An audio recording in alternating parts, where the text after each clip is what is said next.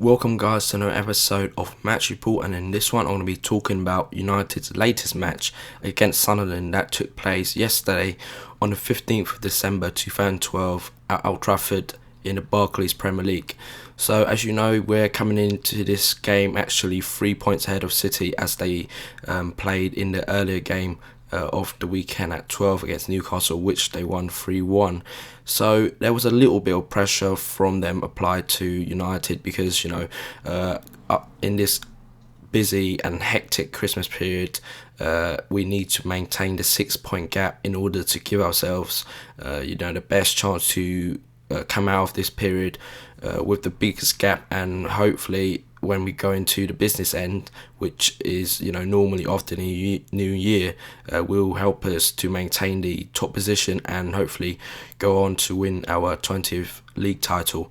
So firstly, I'll talk about the team news, which wasn't too different from the derby. I think Sir Alex has found a good starting 11 that he has put his faith in, and he said that he didn't want too much disruption because I think he said that they deserve to play off the performance that they put in last weekend. So the only two changes come in at the back four, with Phil Jones and Chris Smalling coming in for John Evans, who has a slight hamstring injury. I think he wasn't risked, so I think he just again not risked, so he should be back in a near future. Raphael was also replaced by Phil Jones. Again, I think Salek had said Raphael has a tight hamstring and he didn't want to take any risks because of how well Raphael has played, and his partnership with Antonio Valencia is always growing, so that's a good sign that he is maturing. And again, Salek didn't want to risk him, and with the returning arsenal of defenders, he was afforded to rest him. And talking about the returning of defenders, Nemanja Vidic also made the match as a substitute, and he actually came on in the second half as well. So that another good sign again for this crazy period coming up, where I think we have 4 games in 9 days, and we need a big squad with a lot of quality in order to challenge on all fronts.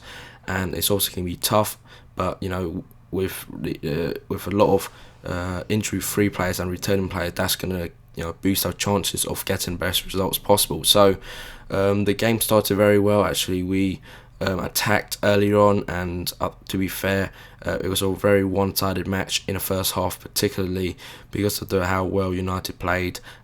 Sunderland, the record speaks for itself. I think they only had 2 wins in the last 23 Premier League games, and it's an appalling run of record. But again, United wasn't going to let them slip at Old Trafford because City had already won, we had to maintain our winning record in order to maintain the 6 point gap. And Sunderland didn't offer much resistance, and when I first looked at their back four, I kind of worried for them. Titus Bramble, John O'Shea, yes, he was a good and great servant to our club, but he's on the decline because of his age. And with the combination of Rooney and Van Persie blossoming every week, it's going to be causing a lot of problems for even world-class defenders, never mind Bramble, O'Shea, Colback and Quayer of the Sunderland back four. And they were outclassed earlier on, and I think that showed throughout the match. The combination work between our front men is devastating, and when they hit it off and maintaining their form like this, I think it's going to be very difficult for us not to score a lot of goals. And we always have that attacking prowess when those two play. And we had a few chances in the first 10-15 minutes, but that wasn't to no avail. And then on the 16th minute, we actually broke the deadlock after great work from Ash Young, whose form has picked up considerably in the past few weeks after much criticism from myself and other United supporters. He has raised his game, not always cutting inside, challenging his man, and that was a perfect showcase yesterday when he beat Quayer twice, crossed it into the box. O'Shea should have cleared it, but it went through his legs, and then it hit and landed at Van Persie's feet. And 8 yards out, you're gonna bet your mortgage with Van Persie that he's not gonna miss. And great finish into the top corner, no sort of chance for Mignolet. Mignolet, he had a good game because a few minutes later, after a good cross from Phil Jones on the right hand side, Van Persie headed into the ground and Mignolet with a great save down to his left hand side. And I wasn't sure if it was going to go wide, but again, Mignolet, he has been very consistent and produced a great save to deny Van Persie there. And Van Persie's goal scoring record, I think, has pays dividends in our charge for the title, because before, no offence to either Chicharito or Welbeck, I'm not sure if they had the composure to finish like that in the box. More case with Welbeck, because Hernandez is, his finishing ability is never in doubt. But Van Persie with the left foot always looks in control and, never looked like he's going to miss or panicked in that situation. So Van Persie's doing very well and settled into the team. And then on the 19th minute, we had a great goal from Tom Cleverley, and it's his third goal this season, I think, already. And all three has come from the sides from the northeast. But it was a great work up to the play between Cleverley and Carrick himself.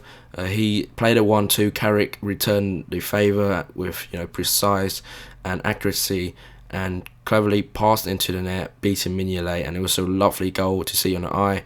And it's almost, if Barcelona had done it, we would have been, singing praises up the hill for them. But that just shows how much of, I think, Tom Cleverley, a lot of people had written him off because of how poor or perhaps the lack of football he had last season, and he looked to be a bit of a lightweight in the midfield. But I think him and Carrick stroke a great pair, and they proved against City, I thought, last week, where they extinguished any fires offered by Yaya Toure or David Silva. And so, they are a great working combination that I think Sir Alex is going to be trusting with because of Tom Cleverley's box-to-box prowess, with his, speed and enthusiasm for going up and down the pitch. Carrick is more of a sitting and shielding player for United. I think he gets a lot of stick because of the kind of unflashy nature of his work. I think when you see him and the way he just distributes the ball very simply and keep the ball moving, is very is a vital component of the team. And without him, I think we do lack a bit of something in midfield. Even though a lot of people would say we should sign Victor Wanyama or Kevin Strootman, I think Michael Carrick does deserve a lot of credit for his form this season that he's shown. And Cleverley, I think he has undoubted potential. 23 now, and I think he's about to hit the kind of like good midfield age where he's almost into his prime. But again, I think defensive naivety might still be in play when he does, go bomb forward and doesn't charge back. Leading up to half time, we didn't have a lot of more chances. We had a few, but Mignolet or poor finishing kind of like let us down, and it didn't take us until the 59th minute from Rooney to make it 3-0 and send the the efforts of the fans home happy, because it settled the nerves, and because Sunderland, they were threatening with a few chances. They had did a few great saves from Sessegnon, Craig Gardner, Connor Wickham, and etc. So after that kind of like scare or nervousness, Rooney settled the nerves again after great from Van Persie actually going on the outside of Young, beating Bramble far too easily for I think Martin O'Neill's liking, cross it into the box, and Rooney was there to toe poke it home. So 3-0 up, we were playing very well, very comfortable. Sunderland never looked like they were going to go anywhere with the ball. But however, after this, I think it kind of like provoked Sunderland, or that we kind of like took our gas off. I think it's a case of both, because we lacked the dynamism that had been offered early in during the match. And Sunderland, to be fair, they brought on Connor Wickham at halftime, I think, and he played well, holding the ball and distributing it quite well. De Gea again had to make some crucial saves. One from Sessegnon, especially when it bounced just in front of him, and he did well. And Nemanja Vidic made his long-awaited return as well, replacing Rio Ferdinand at the heart of the defence.